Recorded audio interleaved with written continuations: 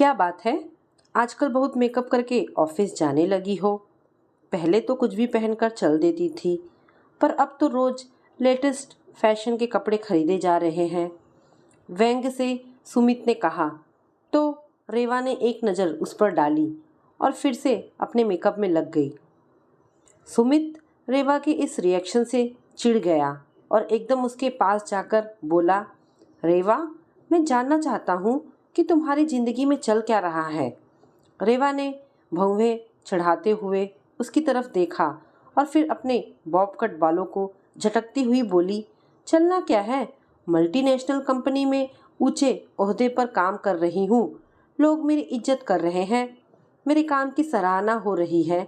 और क्या सराहना हो रही है या पीठ पीछे तुम्हारा मजाक बन रहा है रेवा? खबरदार जो ऐसी बात की सुमित। तुम्हें क्या पता सफलता का नशा क्या होता है। तुमने तो बस जिस कुर्सी पर काम संभाला था आज तक वहीं चिपके बैठे हो। क्योंकि मुझे तुम्हारी तरह गलत तरीके से प्रमोशन लेने नहीं आता। पति के होते हुए भी प्रमोशन के लिए इमीडिएट बॉस की बाहों में समाना नहीं आता। सुमित का इल्ज़ाम सुनकर रेवा ने अपने हाथ में पकड़ा हुआ मिरर जमीन पर फेंक दिया और चीख पड़ी, मेरे कैरेक्टर की समीक्षा करने से पहले अपने अंदर झांको सुमित। तुम्हारे जैसा फेलियर इंसान मेरे लायक है ही नहीं है। ना तो तुम मुझे वह प्यार और खुशियाँ दे सके जो मैं चाहती थी और ना खुद को ही किसी काबिल बना सके। तुम्हारे बहाने हमारी खुशियों के आड़े आते रहे। अब यदि मुझे किसी से प्यार हुआ है तो मैं क्या कर सकती हूँ? शादीशुदा मर्द से प्यार का नाटक करने वाली चालाक औरत हो तुम। तुम्हें और कुछ करने की जरूरत नहीं रेवा। बस मेरी जिंदगी से हमेशा के लिए दूर चली जाओ। तलाक दे दो मुझे। मैं तैयार हूँ सुमित। तुम कागज बनवाओ, हम अपनी सहमति से तलाक ले लेंगे। अब तक मैं यह सोचकर डरती थी कि हमारी बच्चों का क्या होगा, पर अब फिक्र नहीं। दोनों इतने बड़े और समझदार हो गए हैं कि इस सिचुएशन को आसानी से हैंडल कर लेंगे। रिया को हॉस्टल भेज देंगे और आरव मेरे साथ रह जाएगा। तो ठीक है रेवा, मैं तलाक के कागज तैयार करवाता हूँ, फिर तुम अपने रास्ते और मैं अपने रास्ते। इस बात को अभी 3-4 दिन भी नहीं हुए थे कि सुमित और रेवा की बेटी रिया की तबीयत अचानक बिगड़ गई। रेवा उसे अस्पताल लेकर भागी। छोटा बेटा आरव रो रो कर कह रहा था, मम्मा, आप जब ऑफिस चले जाते हो तो पीछे में कई दफ़ा रिया दी सर दर्द की गोली खाती हैं। 1-2 बार तो मैंने इन्हें चक्कर खाकर गिरते भी देखा था। रिया दी हमेशा मुझे आप लोगों से कुछ ना बताने को कहकर चुप करा देती थी। एक दिन उनकी फ्रेंड ने फ़ोन पर बताया कि वे स्कूल में बेहोश हो गई हैं। मेरी बच्ची इतना कुछ सहती रही पर मुझे कानों कान खबर भी नहीं होने दिया। यह सोचकर रेवा की आंखों में आंसू आ गए। तब तक भागा भागा सुमित भी अस्पताल पहुंचा। रेवा ने सवाल किया, आज तुम्हें इतनी देर कैसे हो गई? मैं ऑफिस छोड़कर नहीं भागती तो पता नहीं रिया का क्या होता। वह दरअसल तलाक के कागज फाइनल तैयार करा रहा था। जाओ तुम पहले डॉक्टर से बात करके पता करो कि मेरी बच्ची को हुआ क्या है। बेहोश क्यों हो गई मेरी बच्ची? अगले दिन तक रिया की सारी रिपोर्ट आ गई। रिया को ब्रेन ट्यूमर था। यह खबर सुनकर सुमित और रेवा के जैसे पैरों तले जमीन खिसक गई थी। फिर तो अस्पताल बाजी का ऐसा दौर चला कि दोनों को और किसी बात का होश ही नहीं रहा। रिया के ब्रेन का ऑपरेशन करना पड़ा। काट कर ट्यूमर निकाल दिया गया। रेडिएशन थेरेपी भी दी गई। रेवा ने इलाज में कोई कसर नहीं छोड़ी। रुपए पानी की तरह बहाए। रिया को काफ़ी लंबा वक्त अस्पताल में रहना पड़ा। घर लौटने के बाद भी अस्पताल आना जाना लगा ही रहा। करीब 2 साल बाद एक बार फिर से ट्यूमर का ग्रोथ शुरू हुआ तो तुरंत उसे अस्पताल में एडमिट करके थेरेपी दी गई। इतने समय में रिया काफ़ी कमज़ोर हो गई थी। सुमित और रेवा का पूरा ध्यान रिया को पहले की तरह बनाने में लगा हुआ था। रेवा का रिश्ता अभी भी अपने प्रेमी अजय के साथ कायम था। सुमित अभी भी रेवा से नाराज था। दोनों के दिल अभी भी टूटे हुए थे, मगर दोनों ने झगड़ना छोड़ दिया था। दोनों के लिए ही रिया की तबीयत पहली प्राथमिकता थी। ऑफिस के बाद दोनों घर लौटते तो रिया की देखभाल में लग जाते। आपस में उनकी कोई बात नहीं होती। दिल से दोनों का रिश्ता पूरी तरह टूट चुका था। एक ही घर में अजनबियों की तरह रहते। इस तरह 4 साल बीत गए। अब तक रिया नॉर्मल हो चुकी थी। उसने कॉलेज भी ज्वाइन कर लिया था। सुमित और रेवा की जिंदगी भी पटरी पर लौटने लगी थी, मगर दोनों के दिल में जो फांस चुभी हुई थी उसका दर्द कम नहीं हुआ था। इसी बीच सुमित के जीवन में एक परिवर्तन जरूर हुआ था।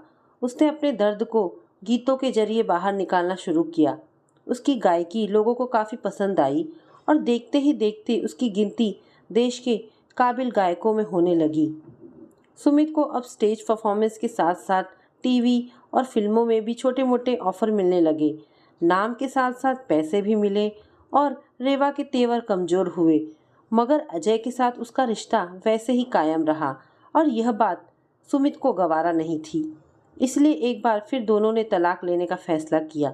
सुमित ने फिर से तलाक के कागज बनने को दे दिए, मगर दूसरे ही दिन रेवा की माँ का फ़ोन आ गया।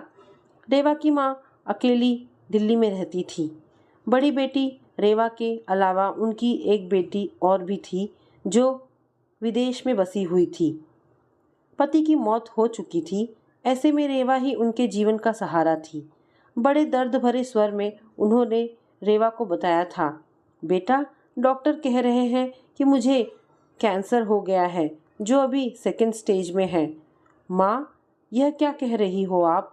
सच कह रही हूँ बेटी, आजकल बहुत कमज़ोरी रहती है, ठीक से खाया पिया भी नहीं जाता। कल ही रिपोर्ट आई है मेरी। तो मम्मा, आप वहाँ अकेली क्या कर रही हो? यहाँ आ जाओ मेरे पास, मैं डॉक्टर से बात करूँगी। यहाँ अच्छे से अच्छा इलाज मिल सकेगा आपको। ठीक है बेटा, मैं कल ही आ जाती हूँ। इस तरह एक बार फिर अस्पतालबाजी का दौर शुरू हो गया। सुमित अपनी सास की काफ़ी इज्जत करता था और जानता था कि उसकी सास अपनी बेटी को तलाक की इजाज़त कभी नहीं देगी। इसीलिए तलाक का मसला एक बार फिर पेंडिंग हो गया। वैसे भी सुमित अब खुद ही काफ़ी व्यस्त हो चुका था। उसे इस बात से कोई फ़र्क नहीं पड़ता था कि रेवा कहाँ है और क्या कर रही है। रेवा ने एक अच्छे अस्पताल में माँ का इलाज शुरू करा दिया। वह खुद माँ को अस्पताल लेकर जाती। इस वजह से अजय के साथ वह अधिक समय नहीं बिता पाती थी। ऐसे में अजय ही 2-3 बार घर आकर रेवा से मिल चुका था। माँ समझ गई थी कि अजय के साथ रेवा का रिश्ता कैसा है और यह बात उन्हें बहुत ज़्यादा अखरी थी, मगर वह कुछ बोल नहीं पाती थी। सुमित के लिए उनके मन में सहानुभूति थी, मगर वह यह सोचकर चुप रह जाती कि सुमित और रेवा दोनों ही इतने बड़े पद पर हैं और इतना पैसा कमा रहे हैं, इन्हें ज़िंदगी कैसी जीनी है, इसका फैसला भी इनका खुद का होना चाहिए। सुमित को संगीत के सिलसिले में अक्सर दूसरे दूसरे शहरों में जाना पड़ता और इधर पीछे से माँ की देखभाल के साथ साथ रेवा अजय के और भी ज़्यादा करीब होती गई। करीब 3 साल के इलाज के बाद आखिर माँ ने दम तोड़ दिया। उन्हें बचाया नहीं जा सका। उस दिन रेवा बहुत रोई, पर सुमित एक प्रोग्राम के सिलसिले में मुंबई में था। रेवा ने अकेले ही माँ का क्रियाक्रम कराया। अजय ने जरूर मदद की उसकी। रेवा को इस बात का काफ़ी मलाल था कि खबर सुनते ही सब कुछ छोड़कर सुमित दौड़ा हुआ आया क्यों नहीं। सुमित के आते ही वह उससे इस बात पर झगड़ने लगी तो सुमित सीधा वकील के पास निकल गया। जल्द से जल्द तलाक के कागज़ बनवाकर वह इस कड़वाहट भरे रिश्ते से आज़ाद होना चाहता था। दूसरे दिन शाम में जब वह तलाक के कागजात लेकर लौटा तो अंदर से आ रही आवाज़ें सुनकर ठिठक गया। उसने देखा कि ड्राइंग रूम में उसकी बड़ी बेटी रिया अपने बॉयफ्रेंड के साथ खड़ी है और रेवा चीख रही है, नहीं रिया, तू ऐसा नहीं कर सकती, अभी उम्र ही क्या है तेरी, आखिर तू एक शादीशुदा और 2 बच्चों के बाप से ही शादी करना क्यों चाहती है? दुनिया के बाकी लड़के मर गए क्या? पर मम्मा, आप यह क्यों भूलते हो कि आप खुद पापा के होते हुए एक शादीशुदा मर्द से प्यार करते हो। हमने तो कुछ नहीं कहा ना आपको। आपकी ज़िंदगी है, आपके फैसले हैं, फिर मेरे फैसले पर आप इस तरह का रिएक्शन क्यों दे रहे हो मम्मा?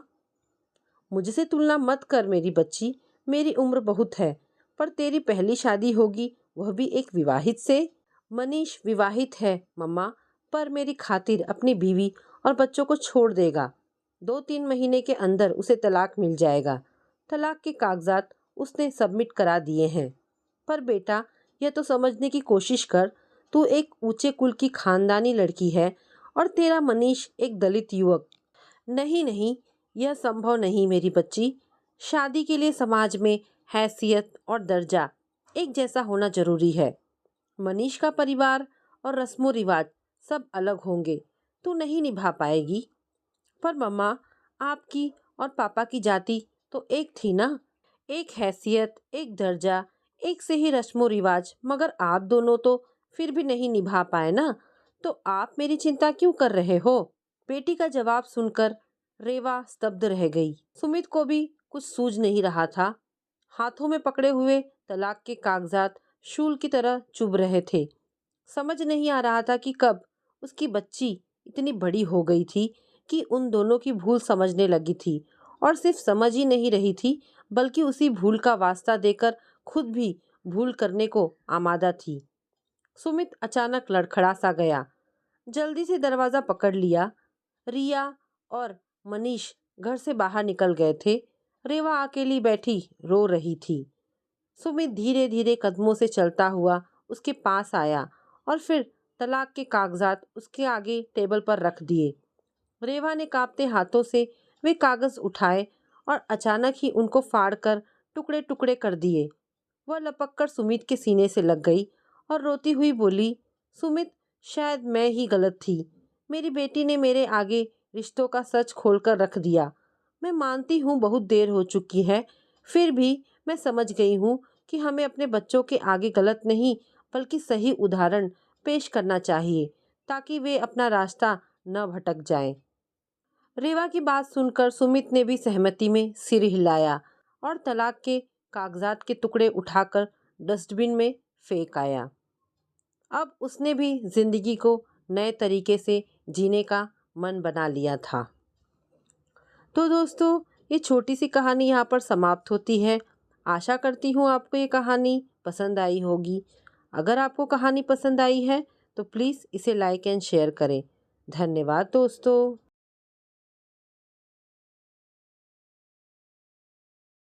साधना जी अपनी बेटी चारू को अचानक शाम को अपने घर आए हुए देखकर पूछती है, अरे चारू बेटा, तू यहाँ अचानक और इस वक्त क्या कर रही है? और तेरे ससुर सुरेंद्र जी घर पर अकेले हैं ना? चारू चिढ़ते हुए बोली, हाँ मैं, और क्या इस वक्त? क्या अब ये मेरा घर नहीं है? साधना जी बोली, अरे कैसी बातें करती है, मैं तो बस इसलिए पूछ रही थी कि भाई साहब कहीं गए हुए हैं क्या? मेरा मतलब किसी के यहाँ। चारू ने गुस्से में अपनी माँ को देखते हुए कहा, गए नहीं थे, मगर मैंने आज सब परेशानी ही खत्म कर दी है। साधना जी बोली, कैसी परेशानी चारू बेटा? चारू के पिता आलोकनाथ जी, जो कि अभी ड्यूटी से लौटे थे, घर में घुसते हुए चिंतित स्वर में बोले, सुरेंद्र भाई साहब ठीक तो है ना? चारू ने दुखी मन से कहा, पापा, बाबूजी ने मुझे बहुत परेशान कर दिया था। बात बात पे मुझे ताने देकर कोसते रहते थे।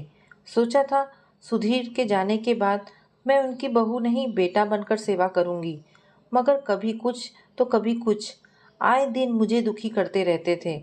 आज मैंने सब झंझट ही खत्म कर दिया। क्या किया चारू तुमने सुरेंद्र भाई साहब के साथ? बोल। गुस्से से आलोकनाथ जी चिल्लाते हुए बोले, पापा, मुझे समझ में नहीं आता, आप मेरे पापा हो या मेरे ससुर के भाई? बेटी घर आई है, बजाय इसके कि उसके दुख दर्द को पूछते, बस सुरेंद्र भाई साहब की रट लगाए हैं। चारू बेटा, आखिर बात क्या है? साधना जी बीच में बोली।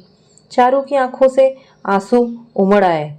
वह बोली, माँ, आप जानती हो ना, सुधीर जी के जाने के बाद मैं घर नौकरी के साथ साथ अपने पिता समान ससुर जी की देखभाल भी करती थी, पर जब देखो तब वे मुझे ही ताने देते रहते थे। कल बाबूजी बोले, मेरे दो दोस्त क्या आ गए, तुमसे चाय बनाकर पिलाना भी नहीं हुआ। मैंने कहा, बाबूजी दूध खत्म हो गया था तो लाने चली गई थी, लेकिन जब दूध लेकर वापस आई तब तक आपके दोस्त चले गए थे। मैंने बस उन्हें बताना चाहा था तो वह मुझ पे ही बिगड़ पड़े और कहने लगे, तुम झूठ बोलती हो, मेरा कोई भी काम करना अब तुम्हें भारी लगता है, इसीलिए बहाने बना देती हो। मेरे पेंशन पर पूरा हक जमाती हो, लेकिन मेरा ख्याल रखना भी तुमसे नहीं हो पाता। इससे तो अच्छा है कि मैं वृद्धाश्रम चला जाता हूँ, वहाँ अच्छे से रहूँगा और अपनी सारी पेंशन अपने ऊपर खर्च करूँगा। माँ, उन्होंने मुझ पर पेंशन का ताना मारा, जितनी उनकी पेंशन आती है उससे कम खर्च है क्या उनका? दुनिया भर की रिश्तेदारी और उस पर से यह बीमारी का खर्चा, ऊपर से सवेरे शाम किचकिच, बस मैंने भी सुना दिया। तो वह आग बबूला होकर बोले, तो छोड़ क्यों नहीं देती मुझे किसी वृद्धाश्रम में? इस घर से अच्छी तो मेरी जिंदगी किसी वृद्धाश्रम में रहेगी। माँ पापा, मैं भी अब उनके रोज रोज के तानों से थक चुकी थी, तंग आ गई थी मैंने भी गुस्से में कह दिया था, हाँ चले जाइए, आपको किसने रोका है? आपके जाने से मुझे कुछ तो शांति मिलेगी। बस वे इसी फिराक में थे। उन्होंने अपना बैग तैयार किया और मैंने भी उन्हें कल सुबह ही शहर से बाहर वाले एक वृद्धाश्रम में छोड़ दिया और आज ऑफिस से सीधा यहाँ आ गई। हे भगवान, ये तुमने क्या पाप कर दिया चारू बेटा? कल जब वापस घर गई तो तुझे उनकी कमी महसूस नहीं हुई क्या? क्या घर के बुजुर्ग अपने बच्चों पर बोझ बन जाते हैं? ऐसे तो कल हम भी तुझे बस बोझ लगेंगे। चारू की माँ साधना जी बोली। चारू आलोकनाथ और साधना जी की ओर देखने लगी, जो कि रो रहे थे। फिर उसे बीती हुई शाम याद आई। जब वह घर पहुंची तो घर एकदम से शांत था। जब वह पानी पीने के लिए फ्रिज खोलकर बोतल निकाल रही थी तो बाबूजी की आवाज़ कानों में गूंज रही थी, चारू एक गिलास पानी मुझे भी दे दे। जी बाबूजी। मगर वहाँ कोई नहीं था। उसे अकेलापन खल रहा था। सचमुच बाबूजी तो चले गए थे, साथ में घर की खुशियाँ भी ले गए थे। फिर आलोकनाथ जी ने कहा, तुझे पता भी है सुरेंद्र भाई साहब तेरे साथ ऐसा बर्ताव क्यों करते हैं? उन्होंने मुझे पहले ही बताया था। उन्होंने कहा था कि चारू मेरी बेटी नहीं बेटा है, मगर मैं अपने लिए उसकी ज़िंदगी नहीं बर्बाद कर सकता। वो मेरे जीते जी दूसरी शादी नहीं करेगी, साफ साफ मना करेगी। वो मेरे लिए अपनी ज़िंदगी खराब कर रही है। एक पिता होकर अपनी बेटी की ज़िंदगी को बर्बाद नहीं होने दूंगा। नहीं, मैं अपने लिए अपनी बेटी को ये कुर्बानी नहीं करने दे सकता। आप उसे समझाते क्यों नहीं आलोक जी? मेरी कुछ सुने तब उसे समझाओ ना। वो कहती है कि आप उसकी जिम्मेदारी हैं तो उसे ही ये जिम्मेदारी उठानी है, और शायद इसीलिए वो तुम्हारे साथ ऐसा बर्ताव करते हैं ताकि तुम उनसे परेशान होकर दूसरी शादी कर लो। ये सब सुनकर चारू की आंखों से आंसू बहने लगे। उसने कहा, हे भगवान, ये मुझसे कैसी भूल हो गई। कहते हुए चारू तेजी से अपना पर्स उठाकर बाहर की ओर दौड़ी। वो लगातार दौड़ती रही। आश्रम पहुंचकर जैसे ही उसने बाबूजी को देखा तो लोक लाज भूलकर ऐसे गले लगी जैसे बचपन में मेले में बिछड़ने के बाद एक बेटी अपने पिता के गले लगी हो। चारू लगातार रोए जा रही थी और कह रही थी, मैं माफ़ी के काबिल तो नहीं हूँ बाबूजी, पर मुझे माफ़ कर दीजिए। उधर से सुरेंद्र जी भी रोए जा रहे थे। उन्होंने कहा, नहीं बेटा, तुम मुझे माफ़ कर दो। मुझे लगा था कि मैं तुम्हारे साथ बुरा बर्ताव करके तुमसे दूर हो जाऊंगा, मगर ये बूढ़ा अपने बेटे को तो खो चुका है, अब अपनी बेटी को नहीं खोना चाहता। इतना कहकर सुरेंद्र बाबू फूट फूट कर रोने लगे। कभी चारू उनको तो कभी सुरेंद्र बाबू चारू की आंखें पोंछते हुए एक दूसरे को चुप करा रहे थे। वहीं दूसरी ओर थोड़ी दूर पर खड़े आलोकनाथ जी और साधना जी भी भीगी हुई पलकों को साफ करते हुए मुस्कुरा रहे थे। आलोकनाथ जी ने सुरेंद्र जी को गले लगाकर बोला, आप तो मुझसे बढ़कर पिता का फर्ज निभा रहे हैं। साधना ने चारू को गले लगाया और कहा, बेटी, मुझे तुझ पर गर्व है। तुम बहू और बेटी दोनों की जिम्मेदारी बखूबी निभा रही हो। तो दोस्तों, ये प्यारी सी कहानी आपको कैसी लगी? अगर आपको कहानी पसंद आई हो तो प्लीज़ इसे लाइक एंड शेयर करें। धन्यवाद दोस्तों।